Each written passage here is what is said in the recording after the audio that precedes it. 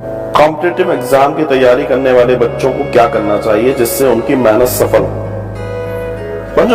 मैंने इस बारे में बहुत सारी बातें की हैं, बच्चों के लिए विशेष सेशन भी मैंने लिए हैं और अभी बहुत जल्दी कुछ और भी प्लानिंग्स है जो बच्चों के लिए हम कर रहे हैं।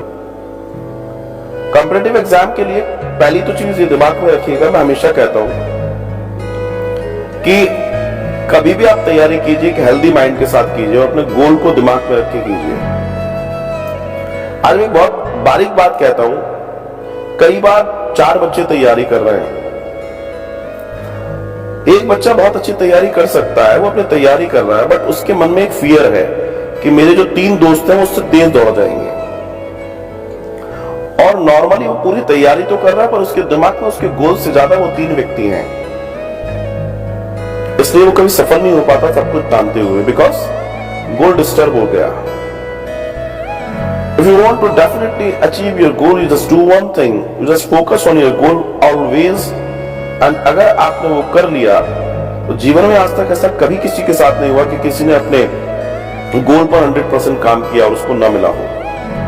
So first of all those students जो कॉम्पिटिटिव एग्जाम की तैयारी करते हैं या कोई भी तैयारी करते हैं, मैं उनसे हमेशा एक चीज कहना चाहता हूं, हमेशा प्रसन्न रहिए। और एक बात और ध्यान रखना, आप कितनी भी एग्जाम आदि की तैयारी कर रहे हैं, आप तब तक कीजिए जब तक आपके अंदर थकान नहीं है। जैसे ही थकान आने लगे अपने आप को रिफ्रेश कीजिए, आप पढ़ाई के टेबल से अपने आप को हटा लीजिए। थकान में पड़ा हुआ कोई भी कार्य आपके मतलब का नहीं है, ना आपको कभी वो मिलने वाला है। आप 2 घंटे पढ़ रहे हैं लेकिन आप फ्रेश माइंड से पढ़ रहे हैं, आप अच्छे मूड से पढ़ रहे हैं, वो आपको याद रहेगा, वो आपके काम का है। आप 10 घंटा पढ़ रहे हैं जिसमें से 6 घंटा ऐसे हैं जो आपने बर्डन में पढ़ाई की है, वो आपके काम की नहीं है। दूसरा, जो लोग कंपटीशन में बैठ रहे हैं वो इस चीज का जरूर ध्यान दें कि उनका सोना भी पर्याप्त हो और जागना भी पर्याप्त हो। जो लोग कॉम्पिटिटिव एग्जाम में बैठ रहे हैं वो थोड़ा 5, 10, 20 मिनट ईश्वर का ध्यान जरूर करें। और मैं एक बात और बताऊं आपको, बच्चों को मैंने स्पेशली बोला है, अगर कर सके तो छोटा सा चित्र हनुमान जी का और छोटा सा चित्र मां सरस्वती का, ये 2 उनकी टेबल पे जरूर होना चाहिए। ध्यान रखिएगा, ये आप में असीमित ऊर्जा भर देने वाले 2 चित्र हैं, क्योंकि जब आप अपने स्टडी टेबल पर बैठेंगे तो आप इन दोनों को जरूर देखेंगे, प्रणाम करेंगे। और ये अष्ट सिद्धि नवनिधि दाता है और वो विद्यादायिनी है, वो ज्ञानदायिनी है। और जब इन दोनों की ऊर्जा समाहित होगी तो आपका कल्याण जरूर होगा। अपने गोल्स, अपने टारगेट्स को लिखिए सामने एंड उनको पढ़िए, आप सक्सेस हो जाएंगे। सफलता किसी से भी अछूती नहीं है, बनस्पत की आप सफलता को सहजता से स्वीकार कर लेना कि उसको फोबिया बनाए।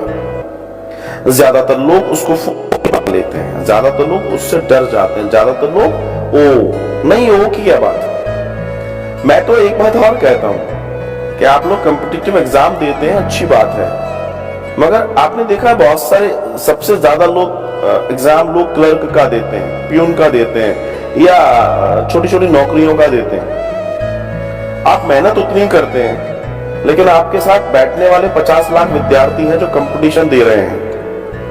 जब मेहनत ही उतनी कर रहे हो, उतने घंटे पढ़ाई कर रहे हो, तो IAS IFS की क्यों नहीं देते भाई? वहां कंपटीशन कम है, स्टूडेंट कम है, competition ratio of people come है। पता है प्रॉब्लम क्या है? प्रॉब्लम यह है कि तुम्हें बताया गया है कि तुम ये नहीं कर सकते, तुम ये कर सकते हो। और ये सबसे बड़ी बात के अंदर एक नौकरी करने वाला, एक साधारण नौकरी करने वाला पिता या माँ अपने बच्चे को भी उसी कैडर में देखना चाहते हैं जिस कैडर के वो खुद हैं, क्योंकि उनकी क्षमता उनको मालूम है इससे ज्यादा हम नहीं कर पाए, हमारा बच्चा कैसे कर लेगा। तो उसको सिक्योर लाइन दिखाना चाहता है, बेटा तू क्लर्क का एग्जाम दे दे, बेटा तू ये वाला फॉर्म भर दे, बेटा तू ये कर ले। बेटे को कभी वो ये नहीं बताना नहीं चाहते कि you just do one thing, बड़ा एग्जाम भी दो। क्यों? वहां कंपटीशन कम है। आप सोचो, जहां 50 लाख बच्चे एक साथ बैठ रहे हो एग्जाम देने और जहां 5 लाख कम है, लेकिन आपने कभी इस बात पर ध्यान ही नहीं दिया। आपको लगता है ये कर लेंगे, वो कर, नहीं जी। आपकी तैयारियां, अगर तैयारियां मीन्स स्टडी आवर सेम है, आपकी ट्यूशन सेम है, फिर आप क्यों नहीं करते बड़े एग्जाम की तैयारी, बड़े ओहदे की तैयारी? किसने बोल दिया कि आप तृतीय श्रेणी के कर्मचारी ही बनेंगे? किसने कह दिया कि आप क्लर्क ही बनेंगे? किसने कह दिया आप स्टोन ही बनेंगे? पता है किसने कह दिया? आपके आसपास के, उनका दिमाग उतना ही चलता है। इसलिए मैं हर बार कहता हूं, अपने से बड़े लोगों से दोस्ती कीजिए, अपने से बड़े विचारों के साथ बैठिए, अपने बराबर के लोगों के साथ बैठोगे, आप वैसे ही रह जाओगे जैसे आप हो। दिमाग में ध्यान रखिएगा, आपकी क्षमताएं आपके आसपास के लोग बांध देते हैं विचारों के साथ। आप में आसमान में उड़ने की कभी आप अपने पैरों का उपयोग नहीं करते, जमीन पर रेंगते हैं वो लोग बड़ होने के बावजूद, क्योंकि अपनी क्षमताओं का आंकलन नहीं किया।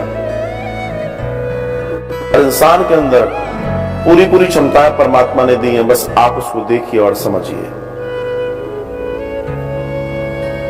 जीवन में हर व्यक्ति के पास एक महान काम करने की गुंजाइश है, लेकिन समस्या यह है कि उसका राय मंत्री कौन है, उसको राय कौन दे रहा है।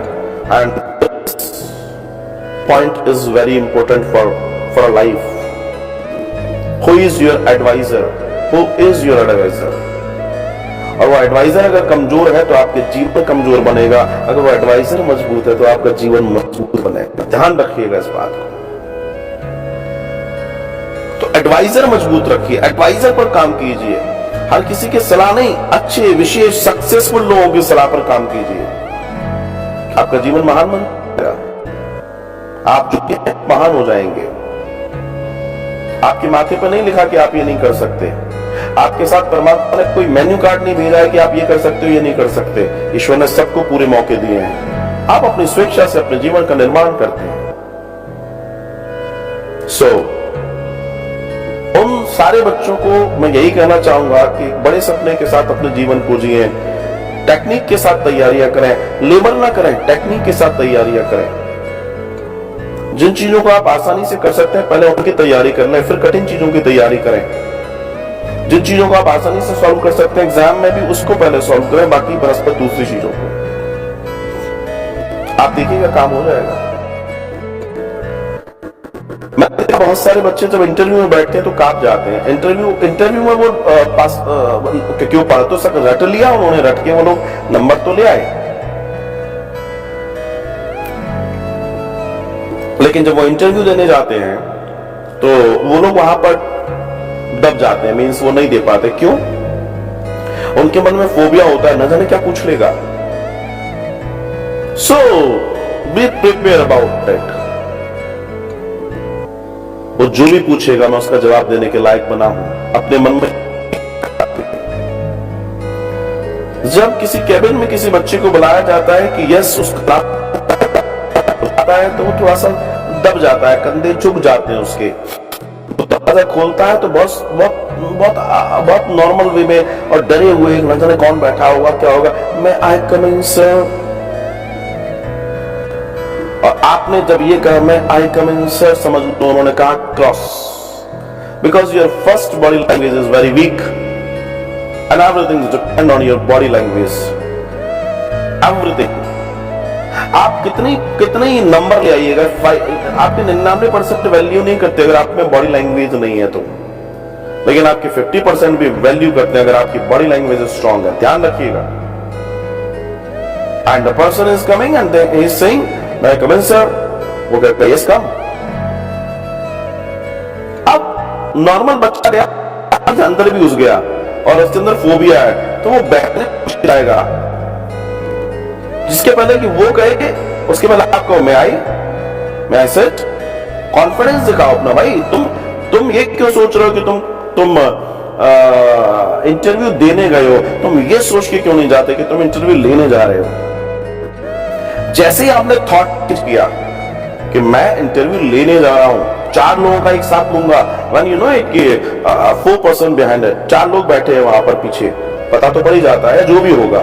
सो you just make your mind like this कि I am going to take this interview.